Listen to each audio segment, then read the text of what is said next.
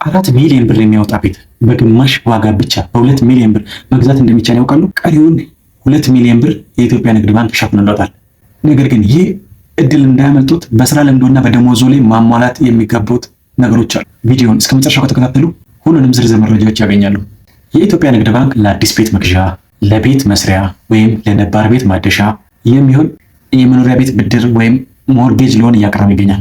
ነገር ግን ይህን ብድር ለማግኘት ማሟላት ያለብን ወሳኝ መስፈርቶች ምንድን ናቸው? ባንኩስ ምን ያህል ገንዘብ ያበድራል?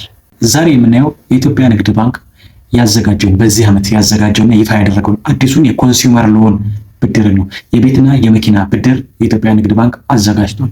ይህን ብድር ለመውሰድ ማሟላት ያለባቸውን ነገሮች በዝርዝር አቀርብላችኋለሁ። የባንኩ ሪቴል ባንኪንግ ዲፓርትመንት ቫይስ ፕሬዚዳንት የሆኑት አቶ ደሳለኝ አለሙ በኢትዮጵያ ንግድ ባንክ ኦፊሻል ዩቲዩብ ቻናል ላይ ቀርበው የአጭር ደቂቃ መግለጫ አቅርበው ነበር ሰሞኑን። እዛ ላይ ከተናገሩት ወሳኝ መስፈርቶች አዲሽናል የባንኩን መግለጫዎች አንብቤ አቀናጅቼ ምን ምን ማሟላት እንዳለባችሁና ምን ምን ነገሮችን ብታቀርቡ ብድሩ ማግኘት እንደምትችሉ ሰፋ ያለ ማብራሪያ ይዤላችሁ መጥቻለሁ። አጭር አድርጌ በቀላል ምሳሌዎች አስረዳችኋለሁ ማለት ነው። ባንኩ ለቤት መግዣ ወይም ለማደሻና ለመስሪያ የሚሆን ብድር ማቅረብ ጀምሯል። ከዚህ ውስጥ እስከ 30 ሚሊዮን ብር ድረስ የቤት ግዢ፣ የቤት ማደሻና መገንቢያ እነዚህን ብድር መውሰድ ይቻላል። ማክሲመም ሊሚቱ 30 ሚሊዮን ብር ነው። ለመኪና ደግሞ እስከ 10 ሚሊዮን ብር የሚያወጣ ብድር አዘጋጅቷል። ዛሬ እኔ የምነግራችሁ ስለ ቤት መግዣ መስሪያና ማደሻ ብድር ላይ ያተኮረው ይሆናል። የኢትዮጵያ ንግድ ባንክ ያዘጋጀው ብድር የ100% ብድር አይደለም። 100% ብድር አይሰጥም። ያ ማለት እናንተ ቤት ልትገዙ ካሰባችሁ የምትገዙበትን የቤቱን ሙሉ ዋጋ ብድር አይደለም የሚሰጠው። የ50-50 ብድር አይነት ነው ይዞ የመጣው። ስለዚህ የ30 ሚሊዮን ቤት ንግዛ ብትሉ 15 ሚሊዮን ብር እጃችሁ ላይ ሊኖር ግድ ነው። የ10 ሚሊዮን ካላችሁ 5 ሚሊዮን ሊኖራችሁ ነው። የ1 ሚሊዮን ቤት ገዛለሁ ካላችሁ የ500 ሺህ ብር እጃችሁ ላይ ካሽ ሊኖራችሁ ግድ ነው ማለት ነው። ስለዚህ እርስዎ ሊገዙት ያሰቡት ቤት በባንኩ ባለሙያዎች ይገመትና እርስዎ የባንኩ ባለሙያዎች የገመቱትን ዋጋ 50% እርስዎ ያቀርባሉ፣ 50% ደግሞ ባንኩ ያቀርብሎታል ማለት ነው። ቤት ግንባታም ከሆነ የፈለጉት የራስዎ ቤት ካለ እና ማደስ ከሆነ የፈለጉት መጀመሪያ ያለው ይዞታ ቤቱ ላይ በመሬቱ ላይ ያለው ንብረት ይገመታል። የስንት ብር ያህል ንብረት አለ፣ ቀሪውን ደግሞ ገምቶ ለመጨረስ ምን ያህል ገንዘብ ያስፈልጋል የሚለው በባንኩ የኢንጂነሪንግ ዲፓርትመንት ባለሙያዎች ይገመገምና የዛ 50%ቱን ብድር ባንኩ ይሰጣቸዋል ማለት ነው። እዚህ ጋር ሊታወቅ የሚገባው አንድ ነገር አለ። ይህ ብድር የኢትዮጵያ ንግድ ባንክ ይህን ብድር ያዘጋጀው ለተቀጣሪ ሰራተኞች ነው። በዋናነት ለተቀጣሪ ሰዎች ነው፣ ሰራተኞች ነው። በቋሚነት ተቀጥረው ለሚሰሩ ሰራተኞች ነው ይህ ብድር የተዘጋጀው። ለነጋዴው ማህበረሰብ ወይም ለሌሎች አይደለም። ለቋሚ ተቀጣሪ ሰራተኞች፣ የግልም ይሁን የመንግስት ድርጅት ውስጥ ተቀጥረው ለሚሰሩ ሰራተኞች ነው። እነዚህ ሰራተኞችም ብድሩን ከመጠየቃቸው በፊት በሚሰሩበት መስሪያ ቤት ውስጥ ቢያንስ ከ3 እና ከዛ ዓመት በላይ በቋሚነት መስራት አለባቸው። አንደኛው መስፈርት ሲሆን፣ ሁለተኛው መስፈርት ደግሞ የሚሰሩበት መስሪያ ቤት ደሞዛቸውን በኢትዮጵያ ንግድ ባንክ በኩል የሚከፍላቸው መሆን አለበት ማለት ነው። ደሞዛቸው በሌላ ባንክ የሚከፍላቸው ከሆነ ትርጉም የለውም። 10 ዓመትም 20 ዓመትም ቢያገለግሉ ደሞዛቸው በሌላ ድርጅት እስከተከፈለ ድረስ ባንኩን ብድሩን ከኢትዮጵያ ንግድ ባንክ ማግኘት አይችሉም ማለት ነው። ብድሩን ለማግኘት የደሞዛቸው በኢትዮጵያ ንግድ ባንክ በኩል ሊከፈላቸው ይገባል ማለት ነው። ሌላው ደግሞ እድሜያቸው ከ18 ዓመት በላይ መሆን ግዴታ ነው ማለት ነው። እዚህ ጋር ስለ ብድሩ ቀለል ያለች ሂሳብ እንዴት እንደምታገኙና መስፈርቱ እንዴት እንደሆነ በምሳሌ ላሳያችሁ።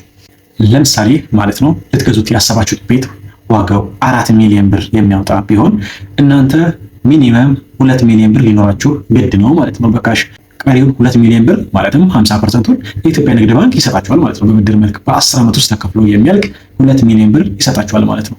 በ10 ዓመት ውስጥ የወለድ መጠኑ 14% ነው። 14% በጣም ዝቅተኛ ማለት ነው። በዚህ ሰዓት የንግድ ብድሮች ለነጋዴው የሚሰጡ ብድሮች ከ23% እና ከዛ በላይ ናቸው። በባንክ ውስጥ ያሉት ሚኒመም ዝቅተኛው 19 እና 20 ነው። አብዛኞቹ ባንኮች ከ20 በላይ ነው የሚያበድሩት። ስለዚህ 14% ማለት በጣም ዝቅተኛ የወለድ መጠን ነው፣ እዛውም በ10 ዓመት ውስጥ ተከፍሎ የሚያልቅ። ስለዚህ ፌር ነው ብዬ ነው በእኔ አመለካከት የማስበው። ስለዚህ አከፋፈል ሁኔታው የሚሆነው የዋናው ገንዘብ ወራዊ ክፍያ የ2 ሚሊዮን ብሩ ማለት ነው 10 ዓመት ውስጥ የሚከፈለው በየወሩ ስለሆነ በ10 ዓመት ውስጥ ስንት ወራት አሉ? 120 ወራት አሉ ማለት ነው። በአመት 12 ወራት፣ በ10 ዓመት ውስጥ 120 ወራት አሉ። ያን 2 ሚሊዮን ለ120 ስናካፍለው 16666 ብር ይመጣል። ይህ ያለ ወለድ ያንን 2 ሚሊዮን በ10 ዓመት ውስጥ እንዲህ ያለ ወለድ ብንከፍለው 16666 ብር ይመጣል ማለት ነው። ወለድ ብናስብበት የ2 ሚሊዮን 14% በአመት ስለሆነ 2 ሚሊዮን ሲባዛ በ14% ሲካፈል ለ12 ስናደርገው በወር 23333 ብር ይመጣል ማለት ነው። በዚህ መሰረት ክፍያችሁ የሚሆነው ማለት ነው 40 ሺህ ብር ነው። 16666 ሲደመር 23333 እኩል ይሆናል 40 ሺህ ብር ይሆናል ማለት ነው። 10 ዓመት ውስጥ እንዴት እየከፈላችሁ እንደምትሄዱ በቴሌግራም ላይ በዝርዝር አቀርብላችኋለሁ። በዚህ አጋጣሚ ቴሌግራም ኢሜል ጆይን አድርጉና የተለያዩ ድራማ ላዮችን የማስረዳበት ቻናል ነው። በመረጃ ዲቴይል እኔ ማግኘት ኮንታክት ማድረግ ለምትፈልጉትም የምንገናኝበት አድራሻ ነው። እዚህ ቴሌግራም አድራሻ ላይ ጻፉልኝ፣ ጆይን ብላችሁ ማቅረባቸው መረጃዎች ተከታተሉ። በዚህ መሰረት ይህን ብድር ለማግኘት የእርሱ ደሞዝ ስንት መሆን አለበት ማለት ነው። ማለትም ይሄን የ4 ሚሊዮን ብር ቤት ሊገዙ አስበዋል። 2 ሚሊዮን ብር ከራሱ ይዘው 2 ሚሊዮን ብር ደግሞ ከንግድ ባንክ ቢበደሩ የእርሱ ደሞዝ ስንት ሊሆን ይገባል የሚለውን እናያለን። ለብዙዎች ፈተና የሚሆንና ትንሽ ብድሩን ማግኘት እንዲከብድ የሚያደርገው ነገር ይሄ ነው።